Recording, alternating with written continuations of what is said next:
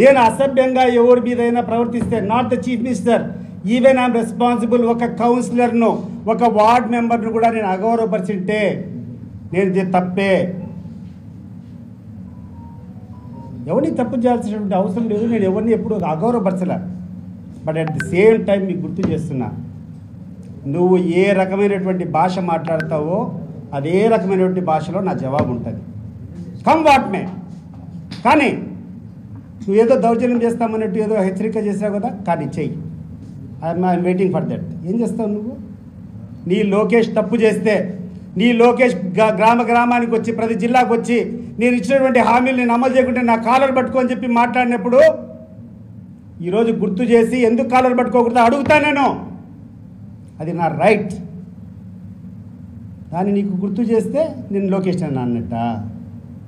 నువ్వు కూర్చొని, నీ లోకేష్ కూర్చొని రకరకాలుగా మాట్లాడితే మా లీడర్ను, అది కరెక్టా? అదే స్వరంలో నేను మాట్లాడి దానికి కౌంటర్ ఇస్తే తప్ప? ఏం లోకేష్, ఏమనుకుంటున్నావు నువ్వు ఇక్కడ కూర్చొని ఇక్కడ ఉన్నటువంటి లీడర్ను రెచ్చగొట్టి మా మీదకి పంపించాలనుకుంటాడు? పంపించు. మన రమేష్ రెడ్డి మీదకి పంపించినా, ఈరోజు ప్రెస్ మీట్ పెడుతున్నా, పంపించు. బట్ గుర్తుపెట్టుకో, ఈ యొక్క దేశము, ఈ ప్రపంచము దౌర్జన్యతో, హింసతో ముందరికి పోదు. దౌర్జన్యవాదులు, దౌర్జన్యం చేసేటువంటి వాళ్ళంతా మట్టి గరిచేటువంటి వాళ్ళే. గుర్తు చేస్తున్నా, ఒకసారి చరిత్ర చూసుకో. హిట్లర్ కూడా అతనికి అధికారం ఉందని చెప్పి అధికార దుర్వినియోగం చేశాడు. హిట్లర్ పరిస్థితి ఏమైంది? సద్దాం హుసేన్ పరిస్థితి ఏమైంది? రకరకాల ఆఫ్రికన్ కంట్రీస్లో ఎంతోమంది నియంత్రణలు వచ్చారు, వాళ్ళ పరిస్థితులంతా ఏమైనాయి? సమయము వాళ్ళకు ఉన్నప్పుడు విచ్చలవిడిగా చేసేటువంటి వాళ్ళంతా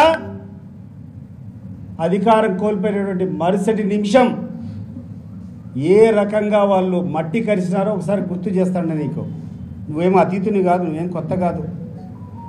అండ్ ఎస్పెషలీ బీటెక్ రవికి గుర్తు చేస్తాడా. రవి, నేను సామాన్యంగా నీ గురించి మాట్లాడకూడదు అనుకున్నాను. ఎందుకంటే కలిసి పనిచేస్తాం 26 ఏళ్ళు. నేను పనిచేసేటప్పుడు కాలం అంతా నీ కుటుంబం సభ్యులు, నువ్వు అందరూ కూడా నేను ఎటువంటి తెలుగుదేశంలో ఉన్నా కాబట్టి నువ్వు అందరూ మద్దతు చేస్తావు కాబట్టి అనవసరంగా మాట్లాడకూడదు అనుకున్నాను. కానీ ఈరోజు నువ్వు మాట్లాడేటువంటి మాటలకు నేను రిప్లై ఇవ్వకుండా ఉంటే రాజకీయాల్లో నేను ఉండేదానికి అనర్హుడిని. చెప్తాండా, నువ్వు చేసేటువంటి తొందరపాటు చర్య వల్ల ఆ రోజు రామలింగారెడ్డి అని చెప్పేసి ఒక మండల్ ప్రెసిడెంట్ను పదవి కోసం నువ్వు చంపడం వల్ల నీ కుటుంబం ఈరోజు సంతోషంగా ఉందా?